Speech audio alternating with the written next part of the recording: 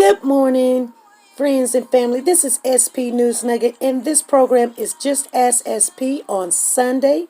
This is September the 8th, 2019. You guys, we're going to talk about depression this morning.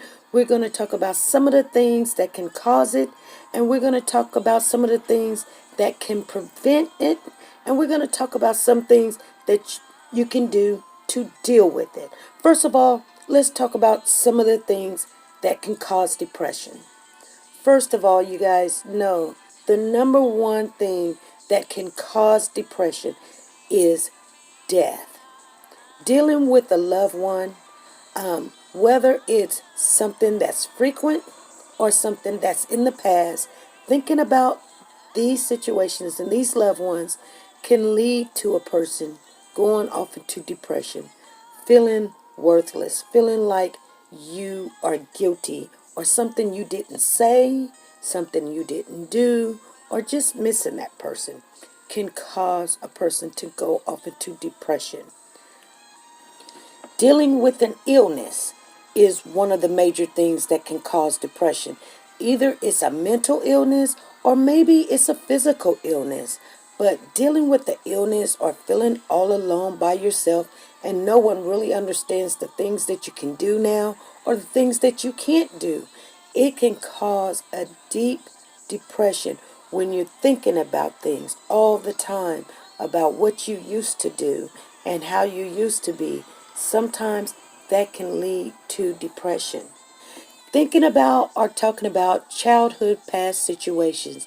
Now, that is a very, very touchy subject for a lot of people.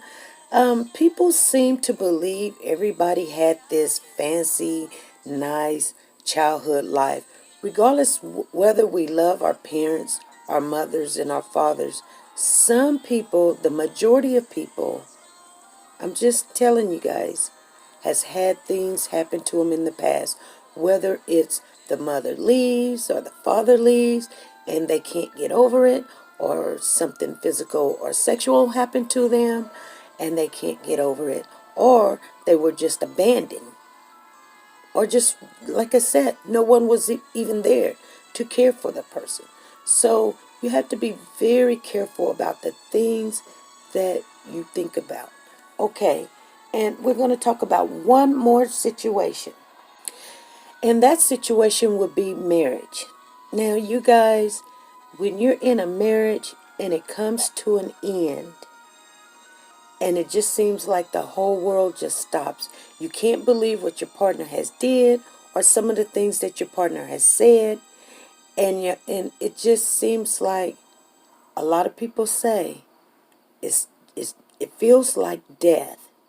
That can lead to a depression, especially when you talk about it or someone brings it up and you just bust out and cry. Now, I'm going to tell you guys, everybody goes through a little depression. So we're just talking right now. So let's get into some of the good things that we can do to eliminate this depression. Okay? Here we go. So the first thing we could do is stop talking about your situation with others unless you're talking to a licensed professional. Trust me, I'm no professional. I'm not licensed. So I can only tell you what I've been through, and it may not be the same situation.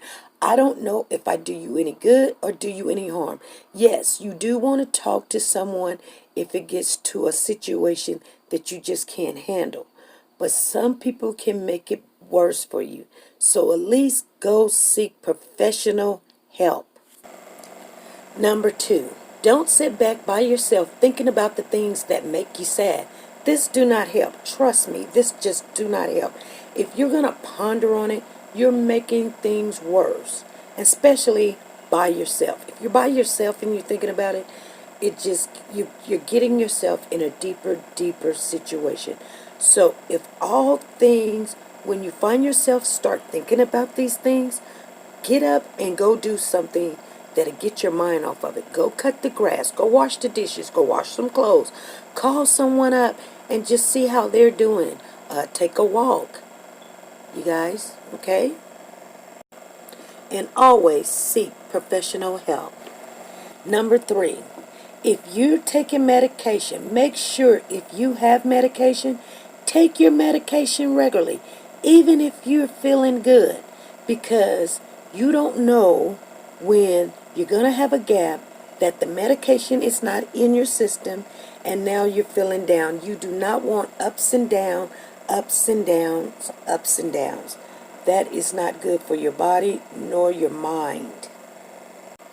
Number 4, try to always let your loved ones know you're not feeling good.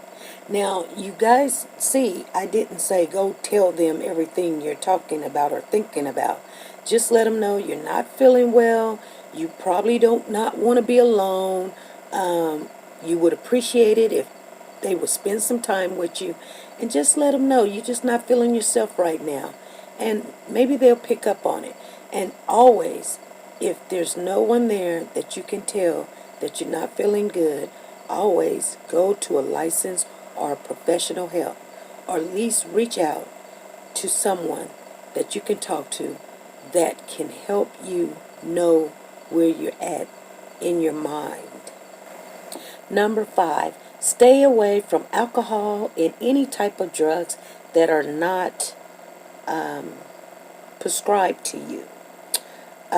Because a lot of people think, well, I'll just take this drug or I'll just drink myself and forget about it.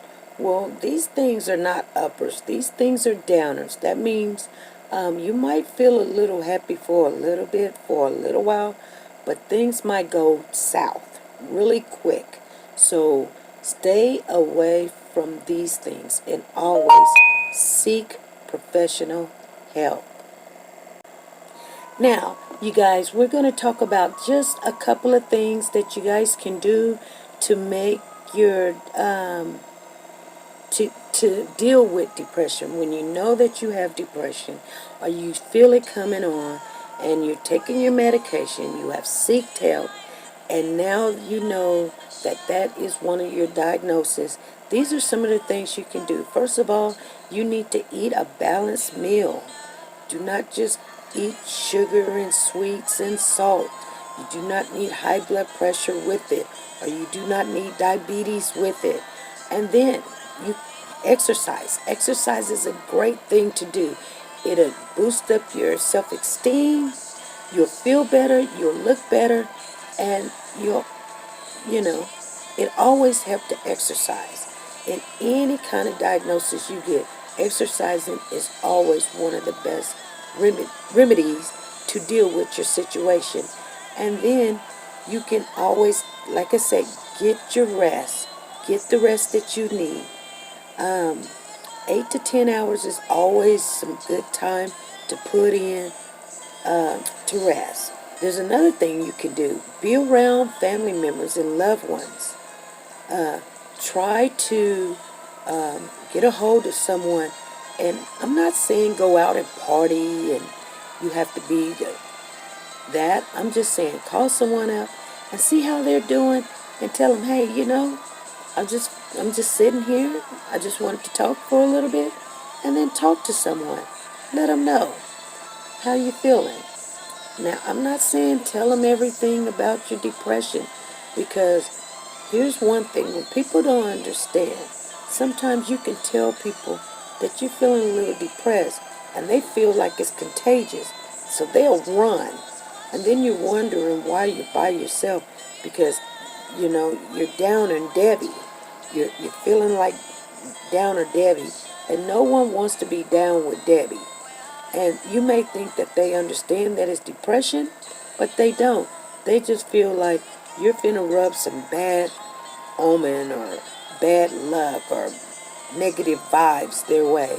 So that's why I tell you to, if it comes serious and you need to tell someone what's going on, oh, by all means do that. But other than that, seek professional help for that.